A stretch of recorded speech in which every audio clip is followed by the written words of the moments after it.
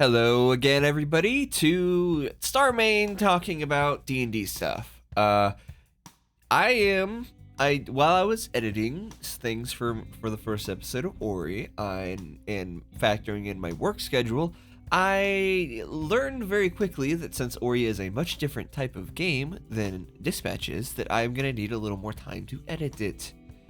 Especially, with there's no cutoff points, right? So I have to actually just take time and maybe also might be experimenting with some more complicated editing and whatnot, making fun of myself for dying, all that stuff.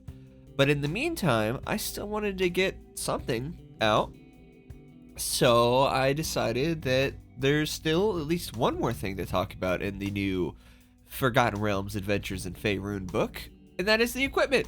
The new equipment that was there, and very few magic items, but I always like talking about new magic items as well, or at least like looking at them whenever they come in a new book, because it's fun. It's fun to see new options that I could potentially get as a character or give my players if I think they're cool, if I'm DMing, which I haven't done in a while.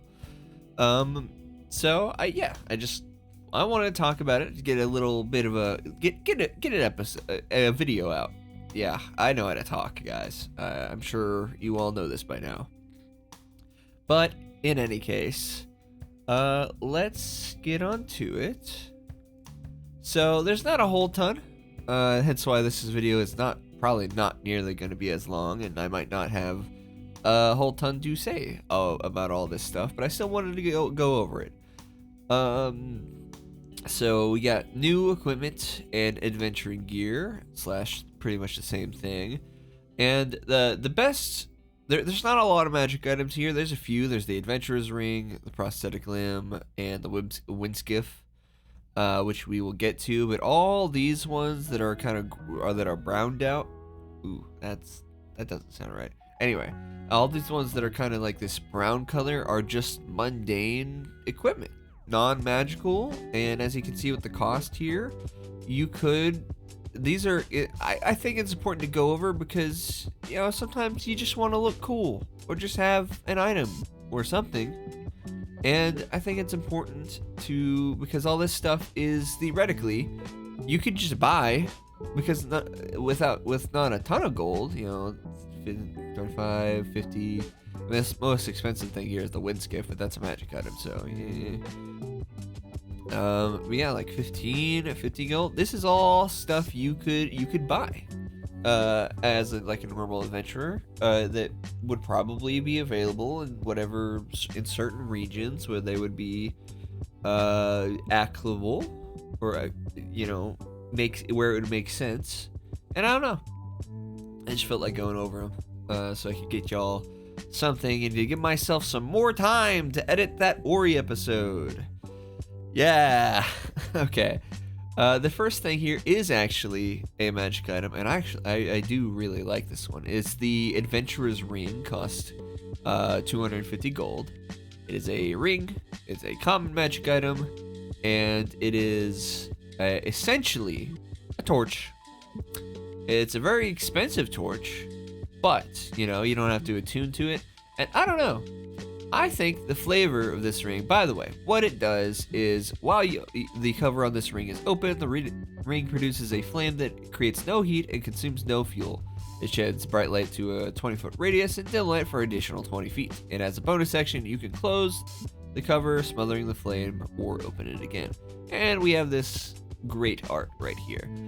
I don't know, I think the Adventurer's Ring is cool as hell, because you could just, it's literally just a ring torch. Just flip that bitch open and suddenly you just have a light source. Now, a lot of races have dark vision, so they probably won't really need a light source, but you never know. And I think it's just kind of a cool concept that of having like a ring that does this. You could hit, but I'm sure you can homebrew this kind of thing as like a necklace or some other type of jewelry where it just produces light for you. And honestly, I really I really like this art here. I really like how just it's like giving an example of what one would look like, and obviously it looks like the I can't tell if this like shifts over, like slides over on the thing, or flips over. I'm assuming it flips over, but it could be either. I don't know. I only think it flips over because this feels like it has some kind of indent that would like go in there, and then the ring is flat like that. But yeah, I don't know. I don't know. I just think the Adventurer's Ring is a neat little magic item that you could throw at your party, for because it does nothing that's like too like broken or anything. It's just a common magic item. Which I mean, most common magic items aren't inherently very useful. There are some, if I remember, that could do some pretty cool stuff. But a lot of them are just kind of flavorful things, like the Helm of Fear or something. No, that's a different item. The Dread Helm, which obscures your face in darkness, or the Billowing Cloak or something, or the Cloak of Many Fashions, or I don't actually. Is the Cloak of Many Fashions an uncommon? I don't know. I don't know off the top of my head. But it is a nice, simple little magic item that you can throw at your party for free. Or not for free, but like just include it in some loot, or maybe some random NPC happens to have it that they brutally murder and ruin your plans. But you never know. But moving on to the bright fungal cloak, and I think this is kind of nuts because I don't know much about Icewind Dale and whatnot and all that stuff. I mean, Icewind Dale is my favorite adventure to run because it has it's very open-ended in the beginning and lets your characters really kind of go around and do whatever the hell they want before they discover like the main plot of the book, where then it becomes like, this is what y'all got to do now, etc. But it's kind of funky that essentially what the bright fungal cloak is you take a bonus action to flurl or unfurl it. When the cloak is unfurled, it sheds a bright light within 5 foot and dim light within an additional 5 feet. It is a night light, except in your cloak, because it has freaking mushrooms, like weird mycelia crap inside of it that they put in there. And additional thing is 1 pound of fungus. That's what I was just saying. It's sewn into the cloak itself. The fungus can be eaten as food. Once all the fungus is consumed, the cloak becomes a mundane set of traveler's tools. It just becomes a normal cloak. So you have nightlight and emergency food, because you could eat, because that implies that very much implies, or basically confirms, that the fungus inside the cloak is edible and won't poison you. So, and it's only if it's available, depending on your world and what your DM wants to make available. It's not that expensive, 25 gold, if you're doing some kind of like adventure where you need to factor in survival and whatnot. Having just your cloak have some like emergency rations in there could not be the worst thing in the world. And it's a mundane equipment. It's not even magical. It's just somebody sewed the fungus into the cloak, which is a little wild. And there's a few more of them later too. It's kind of weird and crazy. But yeah, I'm gonna go through these probably a lot quicker because there's not a whole ton to say. Like I said, I just kind of wanted to talk about them because I like using any excuse to talk about D&D. But it's a neat little thing, and again, with all these, you could theoretically buy this. It's just a normal item and whatnot. But moving on to the desert clothing, does exactly what you think it does. When you're wearing desert clothing, not wearing medium or heavy armor, you automatically succeed at saving throws against the effects of extreme heat. So this would be clothing you would buy in if you're planning to go out to a desert region of some sort, of some kind. And through their craft, they make it easier to manage your heat and whatnot. And when it comes to survival stuff and dealing areas with extreme heat, well, since it was dealing with areas of extreme heat, that would probably apply to like, you wouldn't think it would because of how, you know, this fantastic art here, by Polar Engine. That's a cool name.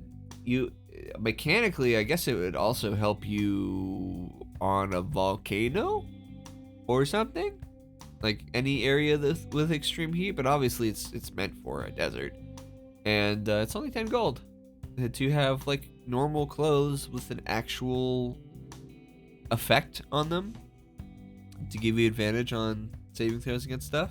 And you know, not that we needed them to print this stuff in a book for us to be able to reasonably assume that you could buy clothes that are more fit for the environment you're in, but there's always some people that really like sticking to the books, right? They really like sticking to the books and official material and whatnot. So sometimes people like that need a little push of something official, even if it's, you know, completely, you would assume this would be available anyway before now. I'm sure plenty of people have done this in their games, to have specific clothing that helps you, you know, be warm or helps you be warm in the cold regions, or be cold, or manage your heat better in warmer regions.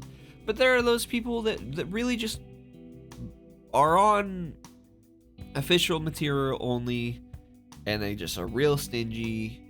And not that people like that or DMs like that can't run a fun game and a good story, but sometimes they just need a little push with something actually official in a book to help them reason it. But anyway, desert clothing is cool, helps you out. Moving on to the devil masks, 25 gold. And while you are wearing a devil mask, other creatures have disadvantage on intelligence, investigation, and wisdom insight checks to discern your true identity or intentions. Neat. You can see devil masks here. I'm unsure if these are themed on actual devils. Like maybe they could be, or they could. I'm just not an expert enough on all of the types of devils and D&D's lore to know if these are reminiscent. But, you know, feel free to enlighten me. But yeah, again, like I'm gonna stop repeating myself, but some people need that extra push to allow for like clothes and stuff to have actual effects and whatnot. And it needs to be in an official book for them to be like, oh, okay, yeah, that makes sense. This mask is like very like using completely non-magical craft, you know, optical illusions and whatever like that. Not illusions in the sense of like magic, but like, you know, your brain sees funky shit sometimes to obscure your identity or what you're meaning or what you're saying, because, you know, it hides a lot of your facial features that someone would need or theoretically need to make an insight check on you. And it's always nice to have items like this that have actual rules. That's one of the best things about 2024's update to everything, is them actually giving tools and stuff actual rules, and to like, what does this tool do? What can I make with this tool? What are the types of things that I could make with this tool? And it helps people that aren't comfortable with like just stuff that isn't explicitly said.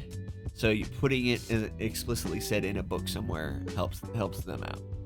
But yeah, they're cool. Devil Mask is interesting, and again, just 25 gold. You could buy this for your bard, or your rogue, or your sorcerer, I guess. Anybody that wants to kind of obfuscate themselves. I think a devil's mask is interesting, and especially since they are common magic not even magic items, they're just common equipment now. If you do that thing where you, instead of taking the starting equipment, if your DM allows it, I mean, it is a choice, I think usually it should be good. But if your DM allows it and whatnot, to take the bunch of gold instead, you could, you know, have a devil's mask from the beginning of the campaign as like part of your character's flavor and whatnot. Like you just have a mask, and it by having it be a devil mask can give it some interesting stuff. In any case, we move on to the Garb of Light and Shadow. The Garb appeals to Fae in the one domain of delight, such as the Glowing Court and the Summon Court. While wearing the Garb, you have an advantage on ability checks to influence Fae associated with that domain of delight. So, they are Fae cloaks, crafted to appeal to Fae sensibilities in some means, in some fashion, in some manner. And they just help you talk to Fae, which is interesting. I think I'm gonna harp on this again and again, but having actual mundane items with actual in-game effects that you can point to when needed is very cool. And also, this art is great. All the art in the book is pretty fucking cool. I enjoy this. I feel like it's like a moth. The moth cloak. The moth clothes. It's pretty. I like it. I mean, moths are fluffy, so I'm a furry. Of course, I like moths a little bit. And then you got like this dark, more butterfly-esque thing, which I would assume would be more for like an unseelie court. They would be more swayed toward that. But who knows? You can have this kind of stuff look like whatever you want whenever you buy it for 50 gold.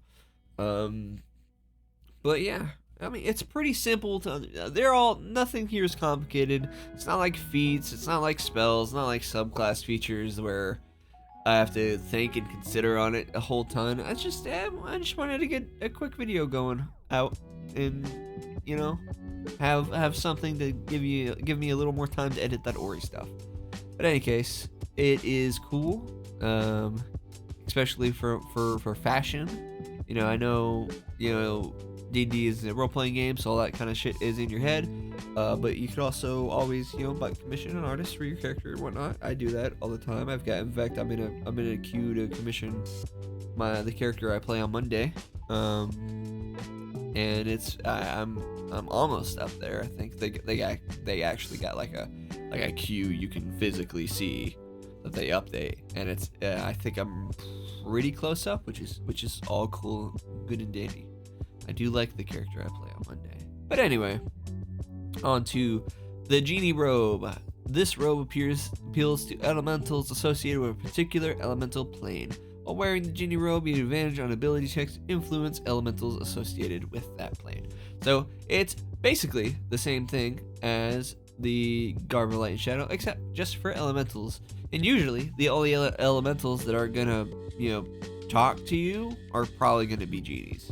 Not that, like, normal elementals can't talk to you. It's just that I think there's, like, lore or something that when elementals are pulled into the material plane, their mental faculties are a lot less. Whereas if you were to talk to, like, a air elemental in the plane of air, they would be, like, a full person you can have a conversation with. Obviously, that varies from campaign to campaign and whatever the DM says, blah, blah, blah. But I think that's, like, a lore I heard somewhere. But yeah, again, with completely, give or take a grain of salt, I guess, because some of this stuff does look, a lot of this stuff does look kind of magical. But supposedly, since it's just a equipment, somehow this stuff isn't magical, and it just kind of looks like that, which could be interesting. And by the way, I fucking love the fire elemental outfit here in this art. It is fantastic. I mean, yeesh. Sleeves are bullshit. But the slightly see-through fabric over the chest and whatnot. Not to be too gay here, but it is pretty cool. They have that kind of stuff on the water elemental clothes as well, which is also pretty interesting. But that's just me complimenting the art in the book more, because you gotta appreciate the artists. They probably spent a bunch of time on this. They got their bag, probably. Wizard of the Coast definitely paid them to for art for the book, but more recognition is always good, and more stuff made by Polar Engine. I'm gonna have to look that person up later, because they have a fantastic art style for this kind of fantasy D&D stuff. In any case, 50 gold. Yeah, 50 gold for both of them. They just make you look better for genies and fae, respectively. It's neat. They are neat. Moving on to the locking spellbook. This 100-pound page, This 100-page leather-bound tome can be used as a spellbook and is closed with a lock that comes with a key. And it makes total sense. A lot of the time, the spellbook is probably magical, because I think there's a thing about being able to summon a new spellbook or something with the ritual in the new rules if you lose it or something, but everything's disappeared. It just makes sense that somebody would have made a locking book for wizards. We see that all the time in media, where a book has a lock on it or something, and it would just make sense that a wizard wouldn't want other people getting into their stuff, even though a DC 15 dexterity sleight of hand check with thieves tools isn't the hardest thing for a rogue to do, for a rogue to get into, but still, it helps. It's interesting, and the art is great. Polar Engine doing a fucking fantastic job. It is cool stuff, cool stuff, and I would definitely probably have a wizard that has their a locked spellbook. Depends on the character and how cagey I want them to be. I would want the character to be, but it's 35 gold's not too expensive or anything like that. You could, and I'm sure you could talk to your DM whenever you're doing character creation, like, hey, yo, can I have a spell book with a lock on it? This shouldn't be this. It's not gonna break your game or anything. There's just a mundane magic item. Somebody can cast knock on that shit, and it's it's open, or they could have a thief and they pick your spell book and whatnot. But it's whatever. It is whatever, and it's just cool stuff. Cool stuff. But yeah, sorry, I don't got anything super comprehensive to say about all the new equipment. A lot of them just don't have a lot of comprehensive things to say about them. And I don't think a lot of this stuff is very exploitable in any way, like a feat or a subclass feature or something could be. But moving on to monster camouflage, it's explanatory. You get a thing. It's like those robots that they use to spy on animals and stuff that are kind of they look like animals, or there's that one robot with wheels that looks like a pile of shit that you see a clip of every now and then. A suit of monster camouflage looks like a beast or monstrosity such as an owl bear. To discern your disguise, the creature must make a stunning action to inspect your appearance and succeed on a DC 10 investigation or nature check. The creature has advantage on this check if it was within 30 feet of you, and automatically succeeds on this check if you do anything the monster you disguise as couldn't do. This is more flavorful and whatnot, obviously. And I think it'd be very hard to trick. If you're depending on what monster you're disguising yourself as, a lot of monsters tend to be kind of solitary. A lot of monstrosities anyway. It even goes to beasts as well, like bears and stuff. A lot of them seem pretty solitary, so I'm not sure how much camouflaging yourself would help, because if they see another one of their species popping up, rolling up on the block, then either two things are gonna happen. They're gonna think you're your competition, right? Or they're gonna think you're a potential mate. And neither of those are good for you, probably. Neither of those are an ideal scenario, I'd imagine. Because if they think you're competition on their land, trespassing on like places that they've marked as theirs, they're gonna come rock your shit. If they think you're a mate, then maybe you could have a funny moment where an owlbear, an owlbear suddenly starts doing. I mean, not that bears really.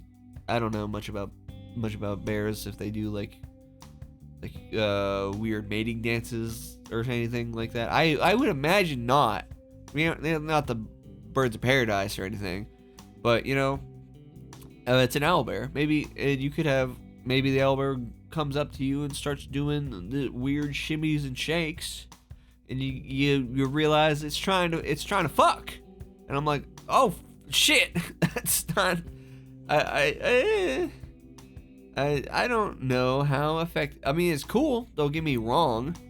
And again, it's just non-magical. Somebody made an owlbear costume for you, but I'm not sure if, depending on the creature, that even disguising as another one of the creature itself would really prevent them from coming to fuck with you. Because again, they could perceive you as like a trespasser in the territory that they've clearly marked, or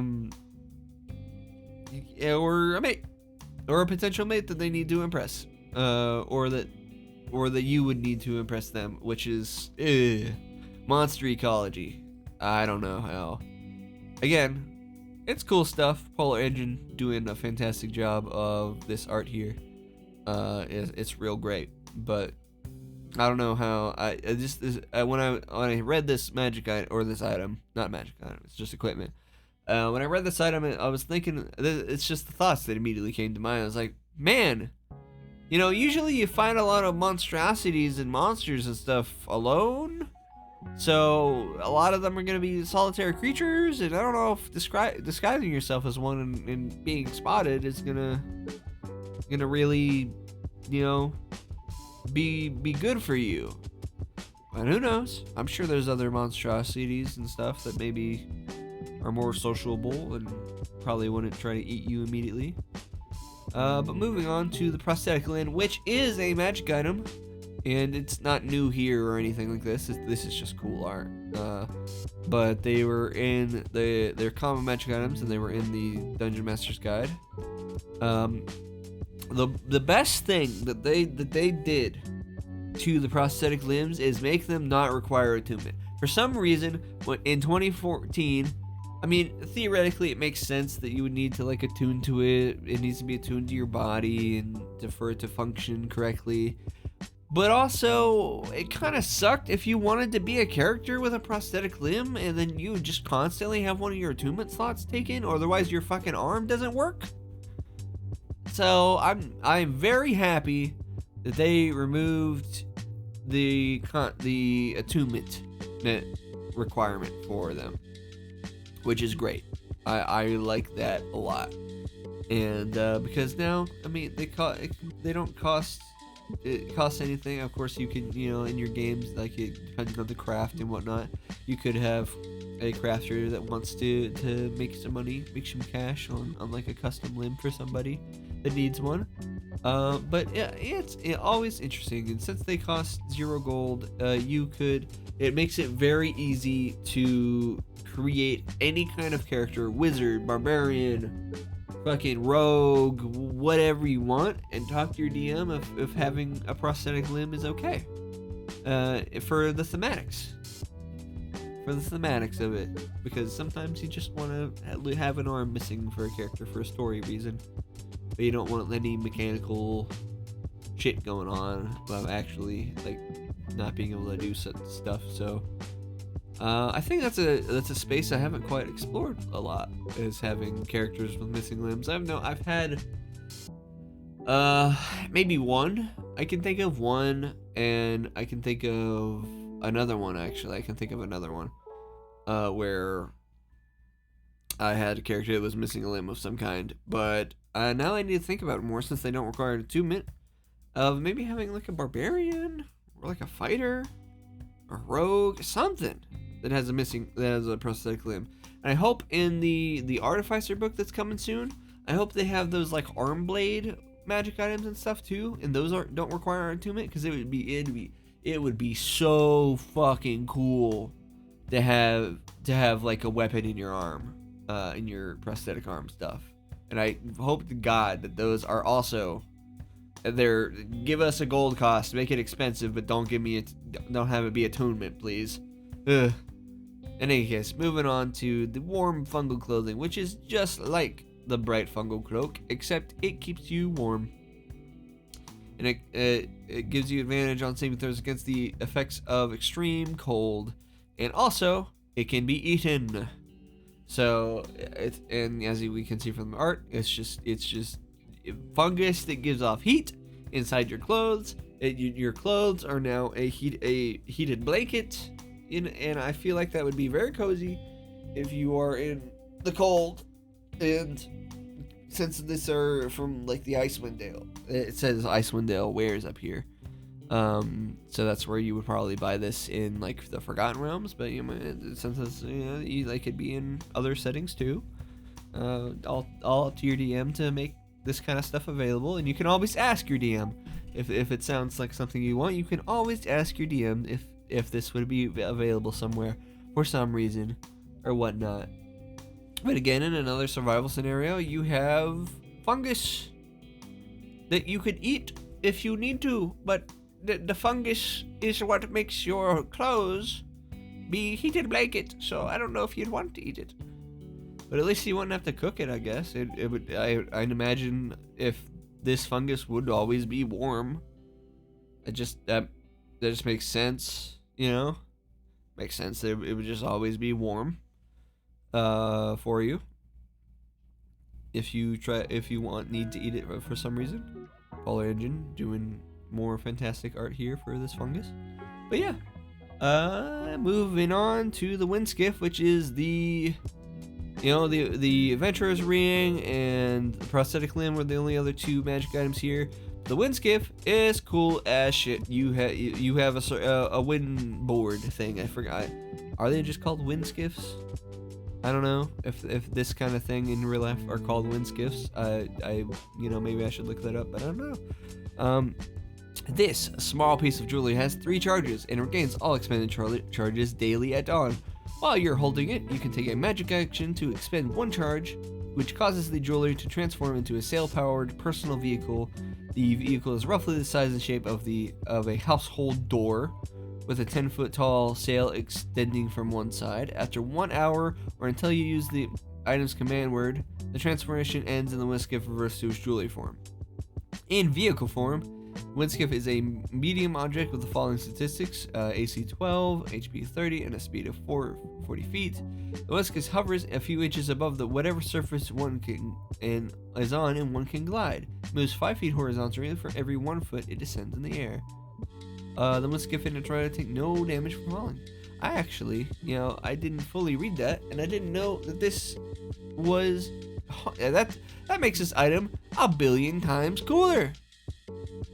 For real, if it's a hoverboard, basically, it floats a few inches on whatever surface on it can glide.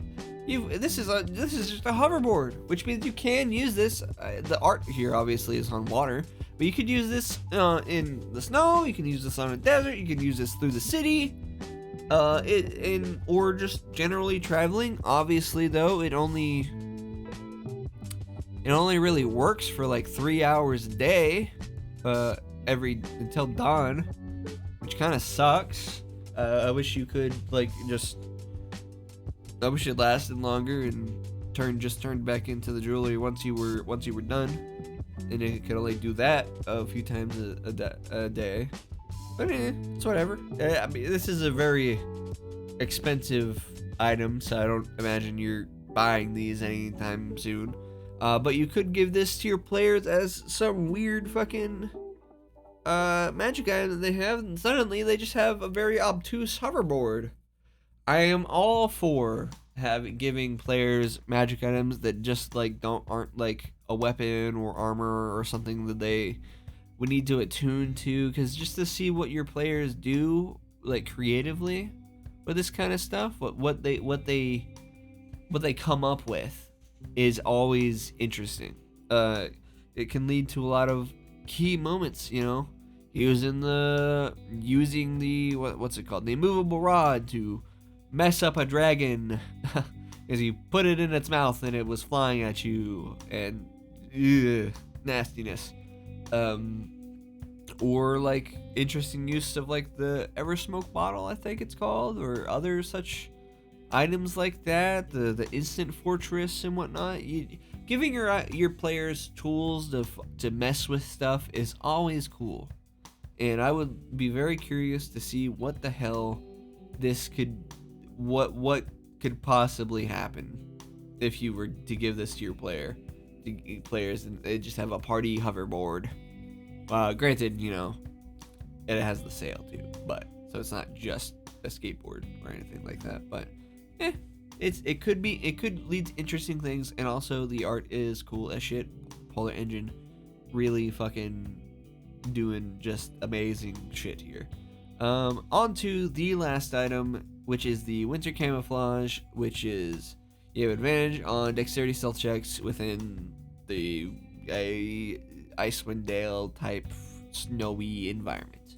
Makes perfect sense. I do like in this art that this guy's got this guy's got like bird talons on his boots to keep, you know, from slipping on the ice. Very cool, very interesting.